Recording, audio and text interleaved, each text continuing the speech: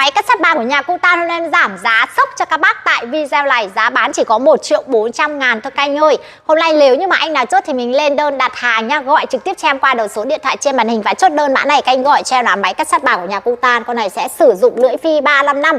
Còn nếu như mà anh nào muốn sử dụng nhỏ gọn hơn nha, mình lấy một con máy cắt gạch như thế này. Con máy cắt gạch này nó cũng là máy bàn, thế nhưng mà nó sử dụng lưỡi phi 110 các anh nhá. Máy cắt gạch bàn màu xanh của nhà Kutan như thế này thì giá bán có 550.000 thôi ạ. Hai phân khúc giá và hai sự lựa chọn nha, một máy nhỏ một máy lớn. Anh nào ưng mã nào thì mình nhanh tay gọi trực tiếp cho em để có thể mua hàng thành công với những cái sản phẩm này giá siêu rẻ các anh ạ.